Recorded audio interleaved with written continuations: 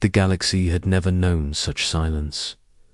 The Aurelius, a giant galactic dreadnought, floated in the cold darkness.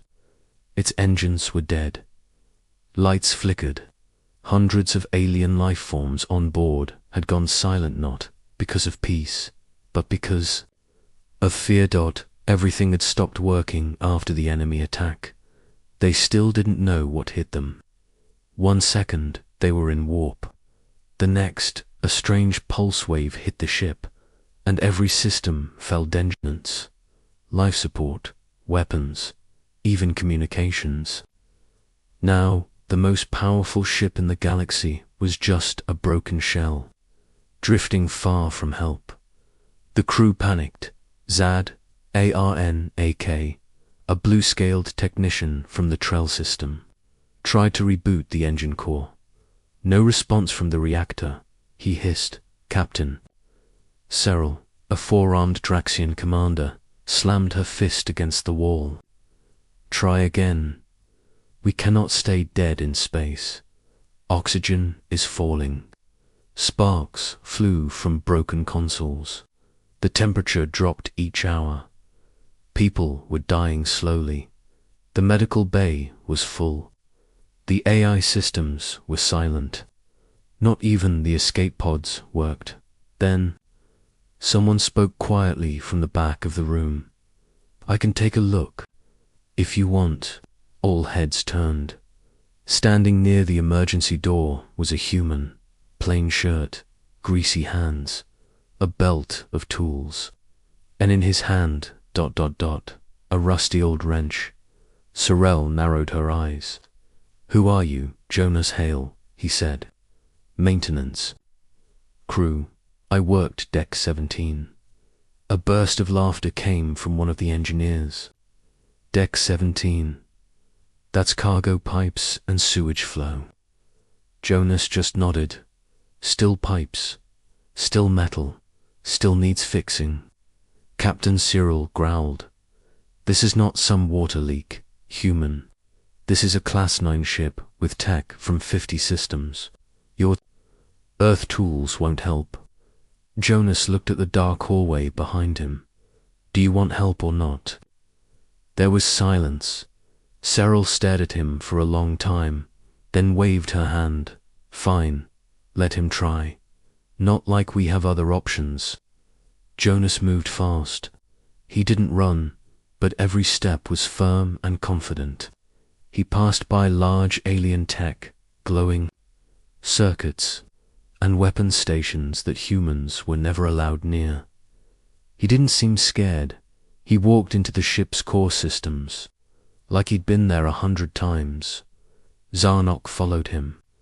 "You don't even know our systems." Jonas tapped the wall gently with his wrench. "No, but I know patterns. Energy flow, machines. Doesn't matter where they're from. Everything wants to work, just needs the right push." Zarnok shook his head. "That's not science. That's madness." Jonas smiled. "Maybe." He climbed into the broken engine room. It was dark, cold.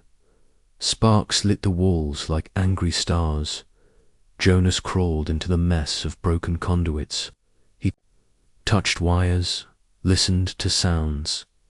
He didn't use any scanner, just his hands, his wrench, and after 10 minutes, something incredible happened. The lights turned on, not all of them, but enough to make the crew jump. The ship hummed, just a little.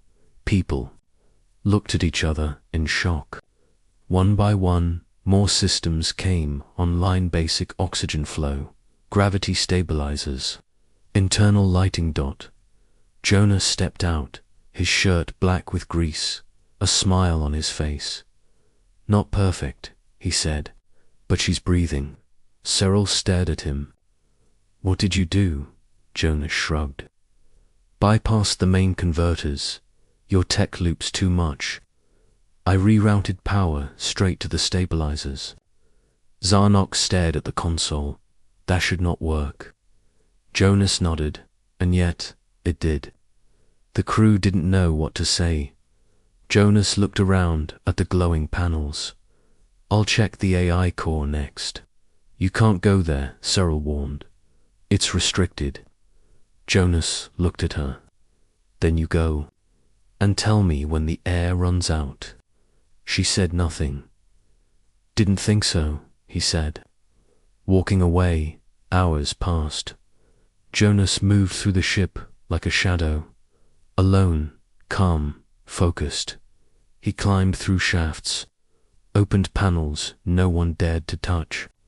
He didn't just fix systems, he understood them. The ship was slowly waking up. He didn't ask for help, didn't ask for thanks. He just worked with that same rusty wrench in his hand. Later that night, Zarnok found Jonas alone in a storage room, eating a protein bar. Zarnok sat beside him. You fixed more in one day than our entire tech crew could in a week. Jonas didn't reply. Zarnak pointed to the wrench. That thing, ... It's not standard. Where did you get it? Jonas stared at it for a moment. It was my grandfather's, he said. He worked on Mars reactors. Said machines talked to him. Through the tools, Zarnok looked confused. Talked. Jonas smiled. Not with words, with rhythm, heat, tension. You just have to listen. Zarnok shook his head. You humans are strange. Jonas looked out the window. Stars blinked in the distance. Maybe, but we fix things others throw away. He tapped the wrench against the floor, and for a moment, it echoed like it was more than metal. Like it remembered. Asterisk. The engine room was alive, again but only barely. Pulses of energy flowed through the ship like weak heartbeats. Some doors opened. Lights flickered to life in quiet corridors. A few systems rebooted, but the core reactor, it remained silent. Captain Sorrell stared at the main status screen. We're floating again, but not flying. The human fixed small things, but without the core, we're still dead. Zarnok nodded. And we still don't know what caused the original failure. There was a pause. Then Cyril said what no one wanted to admit. Call him again. Jonas Hale was lying under a heavy pipe on deck for tightening something that made loud groaning noises when it moved. His old wrench clicked steadily in his hand. A small drone hovered above him. Captain requests your help in the AI core, it said. Jonas wiped his hands on his shirt. About time.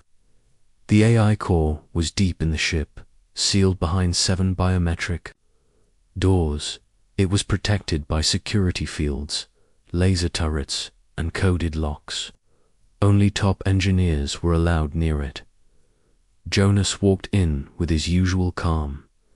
The guards looked at him like he was a bug. Crawling across gold. Captain Cyril raised an eyebrow.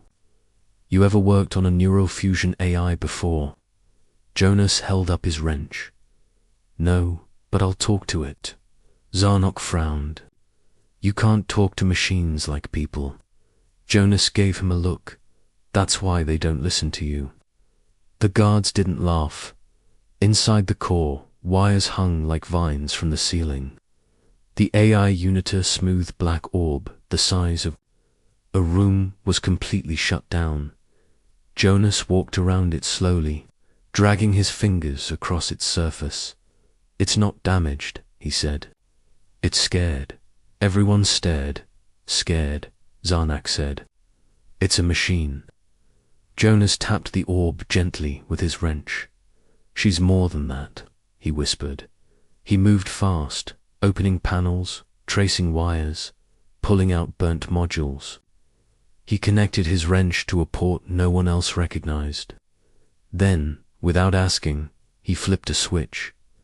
The orb lit up. Red lights, then green, then something else. A glowing wave of symbols spread across the walls.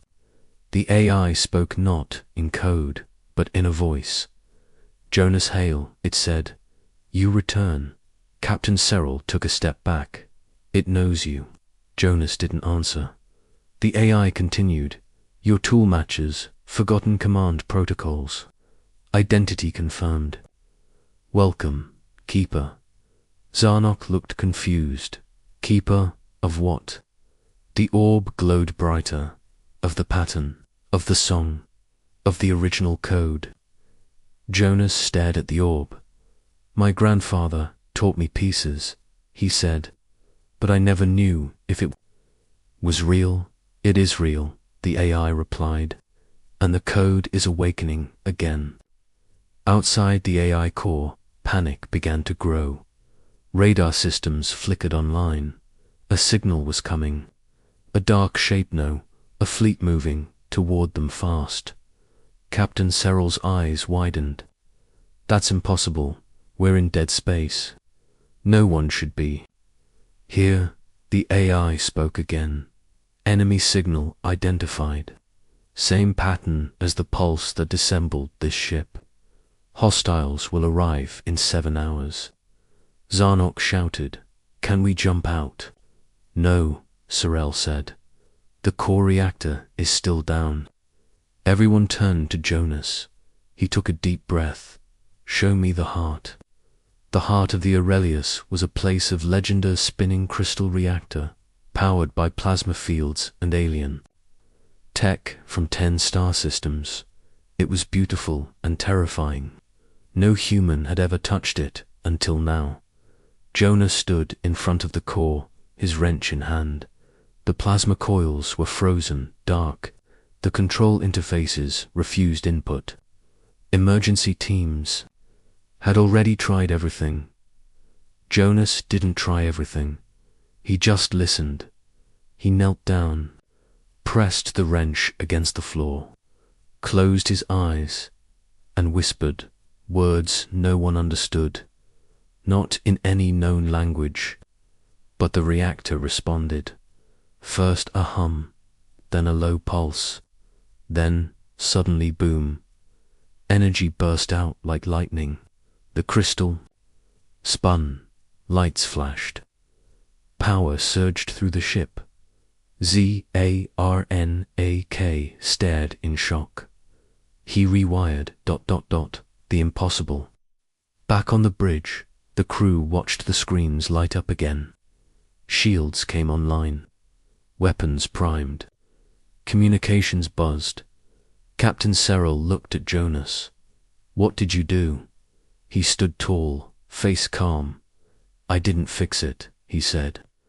I reminded it what it was built to do. The AI spoke again. All systems operational, but the threat remains. Frowned. Can we win? The AI paused. Unlikely. The enemy carries the same code that once controlled me. They want the wrench.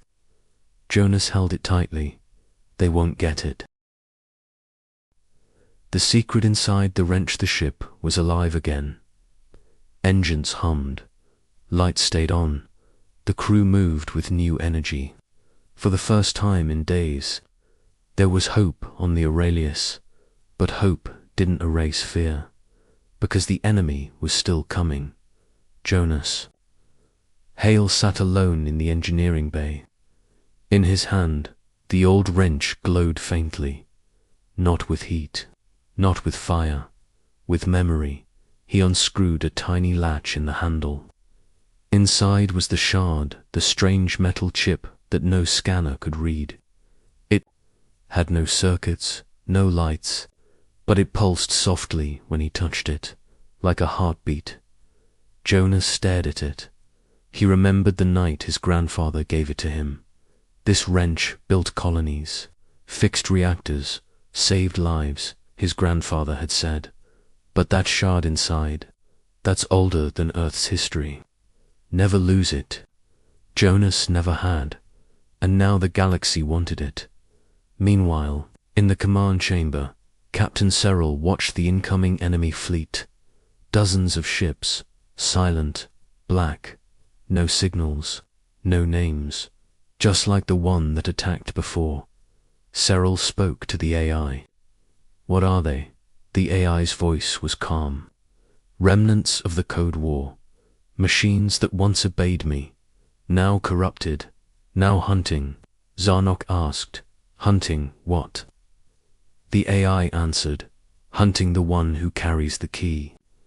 Everyone turned toward Jonas, back in the core chamber. Jonas plugged the shard into a hidden panel near the AI sphere. Suddenly, the ship shifted. Holograms burst into the air images of ancient machines, humans working side by side with aliens, building massive space stations, creating life from dust. Zarnok and the other engineers rushed in. What is this?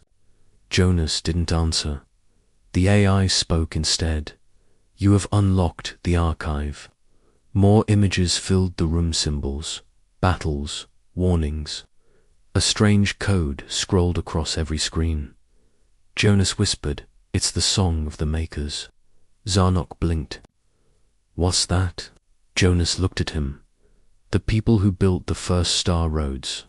The ones who made Ayers before the galaxy even had names. Captain Cyril stepped closer to the hologram. You're saying this? Wrench is connected to them.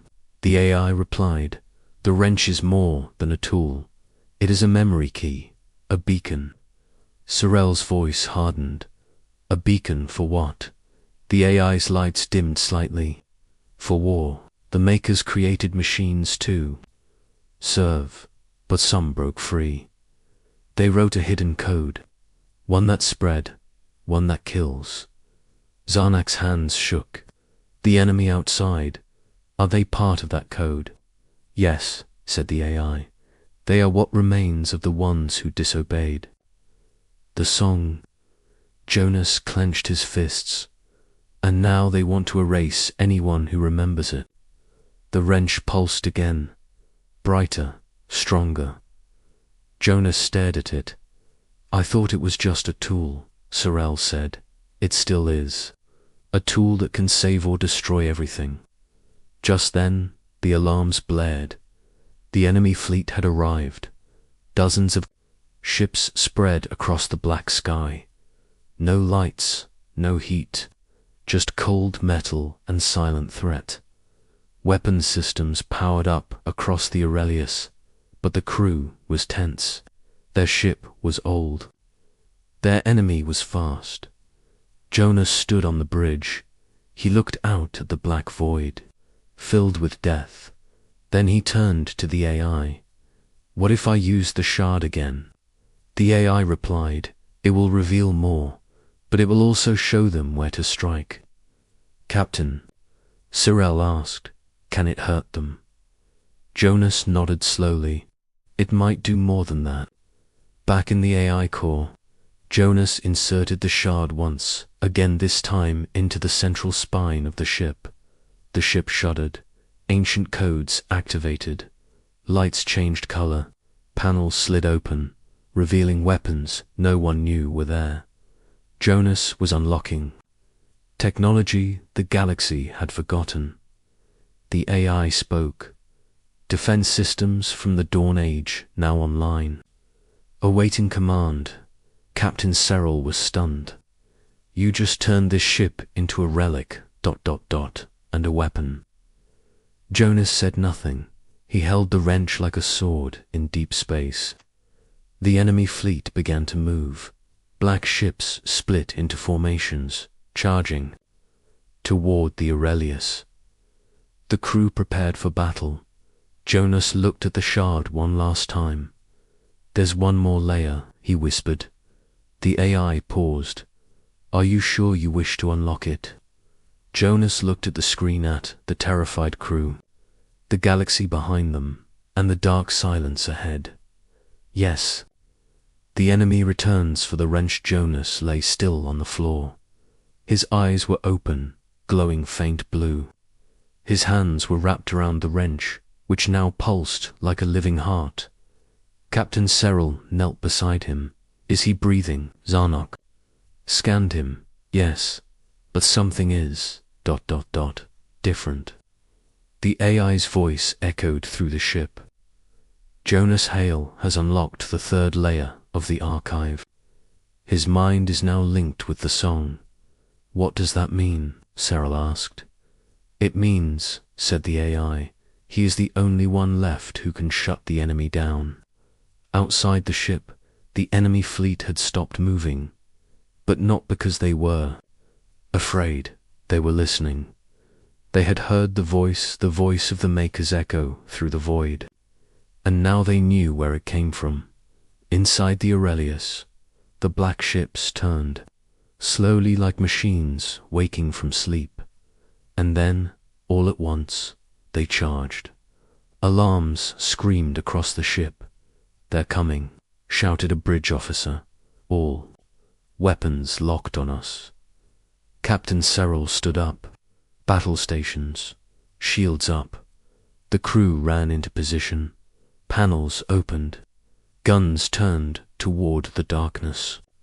But they all knew this wasn't a normal battle. These ships didn't fire missiles. They fired silence, dark energy, code-based weapons that ate through shields and fried brains. Cyril turned to the AI. Can we fight them? The AI responded. Not with power, only with truth. Deep inside the ship, Jonas gasped and sat up. His eyes were still glowing, but he saw more now. Not just metal, he saw streams of code, flowing through the ship's walls, colors, music, patterns. He stood, holding the wrench tightly. I know what they are, he whispered. They were us, once. Zarnok met him outside the AI core. Jonas. The enemy is attacking. I know, he said. They're not here to destroy the ship. They want the wrench. Zarnok blinked. Why? Jonas turned the wrench slowly in his hand. Because it can rewrite them. Zarnok frowned. You mean destroy? Jonas shook his head. No, he'll. The first blast hit the ship. The Aurelius shook violently. Lights flickered. Walls groaned. Sorel shouted, return fire. Energy beams launched from the ship's hidden Stone-Age weapons. 2 enemy ships exploded, but the rest kept coming. Faster, closer, deadlier. They're targeting the core, Atek shouted. They know where Jonas is. Jonas ran through the halls, heading toward the central neural chamber. He didn't run like a soldier. He moved like a man on a mission, like someone chasing something he already understood as he passed the crew. They stepped back. No one stopped him. No one dared. Inside the neural chamber, the AI sphere spun faster than ever before. Jonas Hale. It said, the enemy is within 10 minutes of boarding. If you connect the shard again, it will trigger the final protocol. Jonas paused. What is the final protocol? The AI answered. It is the oldest command. The command that rewrites the corrupted code. Across the galaxy, will it kill them? Jonas asked. No, said the AI. It will free them. Jonas looked at the shard, glowing in his hand. Then he looked at the wrench. His grandfather's voice echoed in his memory again. Tools aren't made for war. They're made to fix what's broken. Jonas nodded. Let's fix them, as enemy. Boarding pods hit the ship. Jonas stepped into the heart of the neural chamber. The AI opened a glowing port. He placed the shard inside and turned the wrench dot outside. Time seemed to stop. The enemy fleet froze in midspace. Their dark energy dimmed. Their weapons fell silent. Inside their ships, screens filled with symbols. Old code. Forgotten words. Music. Something woke up in them. Something, human. Back on the Aurelius, Captain Cyril watched in awe as the enemy fleet slowly turned and powered down. No weapons, she whispered. No signals. They've gone quiet. Zarnak looked at Jonas, who stood perfectly still in the core, eyes glowing bright gold now. The AI spoke softly. The final protocol has worked. The corruption is gone. Cyril took a deep breath. So, we won. Jonas opened his eyes. No, he said. We remembered. In the silence. One of the enemy ships sent a message. Not in code, not in threat. Just 5 words. Thank you for the repair. The battle was over, but no one cheered. The Aurelius floated in silence. The enemy fleet had powered down. Their ships no longer felt like war machines. They felt ... lost, like beings waking from a long, cold dream. Captain Cyril walked the command. Bridge slowly. Is it really over? The AI answered. For now. The corrupted code is gone. But many in the galaxy still remember the war. Fear doesn't disappear as fast as machines do. Zarnak asked, and Jonas, is he ... still himself? The AI paused. He is something more now. Jonas sat alone in the AI chamber. The wrench lay on his lap. He looked older, not in body, but in the eyes. He had seen something few ever would. Something ancient, something sacred. The AI's voice was softer now. You've awakened the full archive. You carry the memory of the makers. That power cannot be undone. Jonas didn't speak. He stared at the shard inside the wrench now. Dark, quiet. Then he whispered, I don't want power. I just want peace. The AI replied. Then you must leave. Captain Cyril entered the chamber. She looked at Jonas, this quiet human who had done the impossible, who had fixed not just a ship, but an entire war. Where will you go now? She asked. Jonas stood up slowly, away from all this. Somewhere quiet. There's a colony near the edge of the Orion fields. They need someone to repair water pumps. Zarnak blinked. After all this, you want to fix pumps? Jonas smiled. I'm good with broken things. Before he left, the crew gathered. In the hangar bay, aliens from dozens of systems stood in silence. Soldiers, engineers, medics, scientists, all of them stared at the human with the rusty wrench dot. Captain Cyril stepped forward. You didn't carry a weapon. You weren't trained to lead. And yet ... you saved us all. Jonas nodded. Sometimes saving doesn't need orders. Just hands that don't shake, and a tool that doesn't quit. He turned to board the shuttle. Zarnak called out, why did the enemy stop? What did they feel? Jonas looked back one last time. They remembered who built them. Weeks passed. The galaxy spoke of the Aurelius. The day the stars went quiet. The human who turned machines into listeners. No one knew where he went. Some said he died. Others believed he became something more. But on a quiet moon, at the edge of a forgotten system, there was a small workshop inside. A man worked alone. No lights, no fame, just broken machines, rusted wires, and peace. Jonas wiped his hands. The pump was working again. Then a small girl ran in. Sir, the irrigation bot is acting weird. Jonas smiled, stood, and picked up his wrench. Let's fix it then. Back aboard the Aurelius, Captain Cyril stood by the stars. She still kept the old sensor record from that final day. The words from the enemy ship echoed in her mind. Thank you for the repair. The AI spoke again. Do you wish to send another message? Cyril looked out at the stars. No, she said. Some things don't need answers, just understanding